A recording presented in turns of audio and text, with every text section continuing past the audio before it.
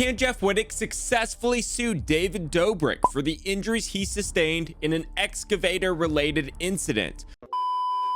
What's going on, y'all? Attorney Tom here. As many of y'all know, in the real world, I'm a catastrophic personal injury lawyer. And it just so happens that one YouTuber may have catastrophically injured another YouTuber. But just because somebody might have injured somebody else doesn't necessarily mean that you can recover damages from them. So in today's video, I'm going to be answering the question, can Jeff Wittek successfully sue David Dobrik? Now, in order to understand what he is suing over, let's watch a video. Now, fair warning, it is graphic. We're all together, which was like so rare because we had all been apart for so long. We're in the middle of the lake. We have this tractor, and then we have Heath and Todd. You guys ready? Ready. All right, let's go. As everyone shows up to do the stunt in the middle of the lake. Oh my God! Oh my God! Well, here goes nothing. Let's go, Todd! It was basically like wakeboarding, but in the same place, and it looked really pretty on this like beautiful lake, and the lake was only like a foot deep. We were like, okay, it's good to go. There's no way he could hit it, even if it swings a different way. Too fast, too slow? Oh, that was too fast. All the boys, they were like tubing, and it looked so cool, and like the mountains were in the background. It was like so picturesque, and David was driving the little excavator thing. I'm sitting there watching Todd wake surf for hours, and he's doing great. But we're here trying to make a funny video. And if you want wakeboarding videos, go to YouTube and type in cool guy wake surfing, and I'm sure you'll see a ton of them. Corinna gets on it, and then David starts moving it. It's like, this shot looks so sick, this looks beautiful. She's good, she's good. The thing comes off, and it starts falling down, and Corinna's like, well, what the f***, put me down, put me down. She's like, you take things too far, David. I just jumped out of a plane 20 times. What's the worst that could happen if I swing from a rope over a 1 foot deep lake? And yeah, I didn't know I was gonna go that fast. So I grabbed the f***ing rope and I tried to make a goddamn funny video for people. But this is where I made a mistake. I forgot that the biggest f***ing idiot I know was driving it. Oh, shit.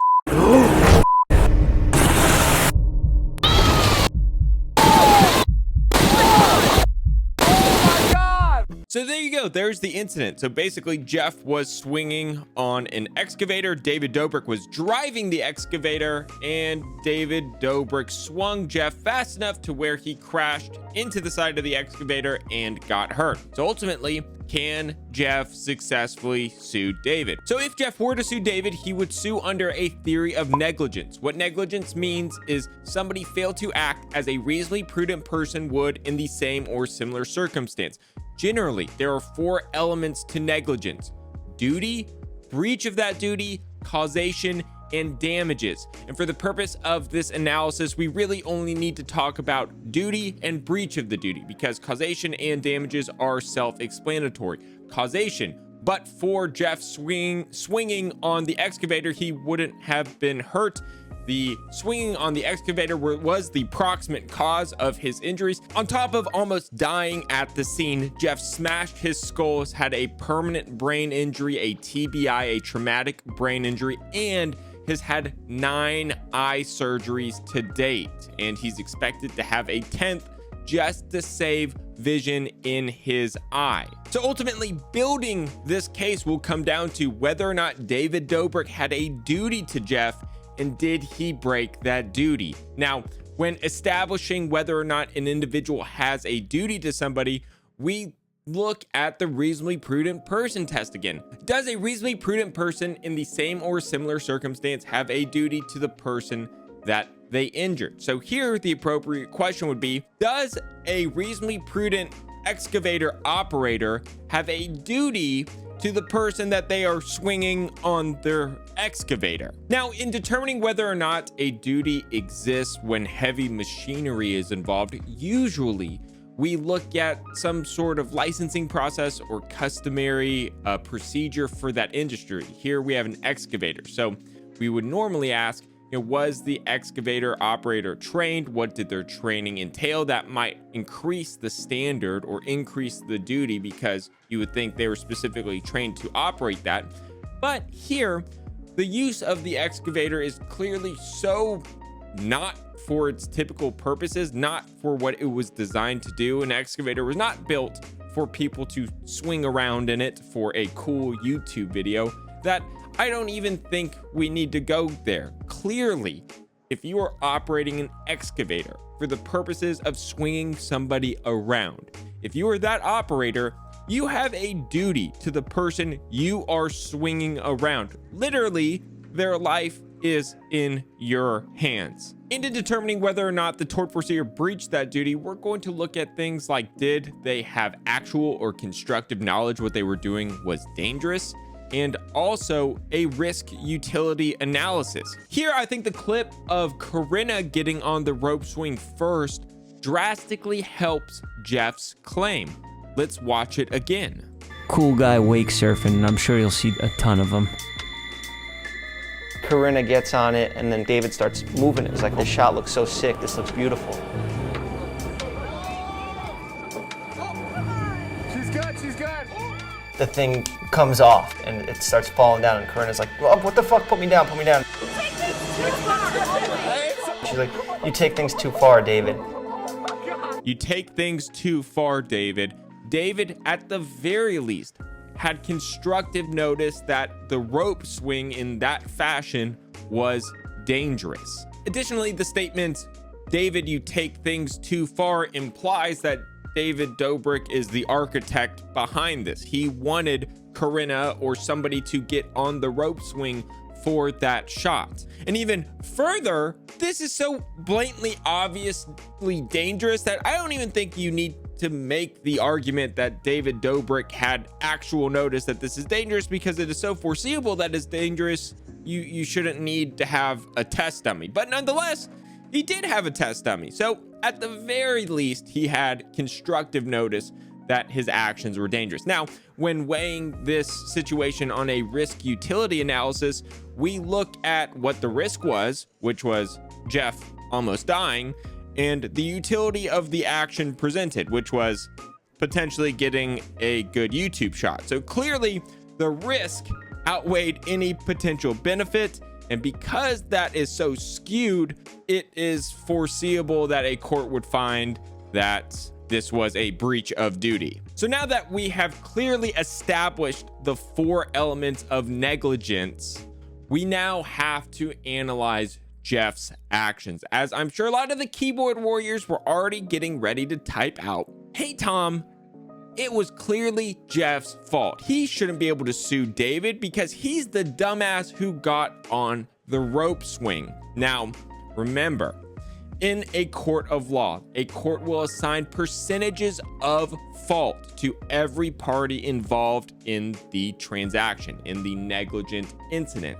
And 2 parties can be negligent, but so long as one party is over 51% at fault, well, that actually depends on the jurisdiction, but in most jurisdictions, so long as at least one party is over 51% at fault, the other party can still recover. So now that we built a prima facie case for David Dobrik's negligence, the next thing we need to do in our analysis is to assign a percentage of contributory negligence to Jeff. And in order to do that, we need to look at what Jeff's state of mind was, what the other facts surrounding this incident were, and then we need to make a determination of fault. So here's a clip from Jeff's podcast. Let's watch it and see what we find. It's going to come out publicly in a month anyway, but David filmed the documentary, and the producer of the documentary, creator of the documentary, director, whatever you want to call it, he called me, FaceTimed me to show me the clip of the interview when David addressed the situation with the crane. And he said that it was my fault. David blamed me for the crane. He insinuated that I was crazy. I always want to push it. And I'm the reason that this happened. When that's complete bull. There's 20 people on the beach that are witnesses. I have 6 terabytes of footage of you asking me, begging me to go out there and do the thing again, and that you would spin it slow. You just want to take me out there because it's more scenic. There's not a day that goes by that I don't think about why he took me out there and spun that so fast. Because we never agreed that we were supposed to go that fast. It was supposed to be the same as Corinna. Animosity towards you. This is where everything went wrong. and this is the one up thing where I kind of see the line of an accident and intentional. I mean, it's blurred, but he asked me to come out there 3, 4, 5, 6 times, asked me to go out there one more time just because it was more scenic, and we were supposed to go slow. The water was 1 foot deep. If I would have flown off that thing, it's a lose-lose. I die that way because I'm going 60 miles per hour. I would have flown 100 yards and died in the 1 foot water that way. Or I brace for impact and just pray. I had no choice once I started swinging. Kind of think it was intentional. So there you go. According to Jeff's side of the story, he only got on the rope swing after David asked him 5 or 6 times. They had an understanding that David was supposed to go slow. Additionally, there was only 1 foot of water, so it really wasn't feasible for Jeff to jump off at the sign of David going too fast. All of these things together, I think the most important aspect of this is control. Who had control? The second Jeff got on the excavator rope swing, he didn't have an ounce of control. It was completely up to David at that point. And yes, while Jeff might have been a dumbass for getting on that rope swing in the first place, I still think that it is clearly more likely than not David's negligence that caused the injury. So if I were the lawyer in this case, if I were representing Jeff, which I'm not, I would ask the jury in determining fault to assign Jeff anywhere from 10 to 15% at fault. I would say, listen, y'all, given the totality of the circumstance, yes, Jeff is negligent to an extent, but David Dobrik is clearly at least 80 to 85% at fault, and I'm okay with you assigning Jeff the rest of the percentages of fault here, but David is the one in control, and as such, I think he should be held liable, or at least that's what the argument would be. But I want to know what percentages of fault y'all would assign down below in the comments. Let me know, and how much money would you award? I could foresee a case like this being worth millions of dollars because the permanence and the severity of the damages. Let me know down below. All right, talk to y'all later. Bye. He's a catastrophic injury attorney who accidentally became a YouTuber. Attorney Tom.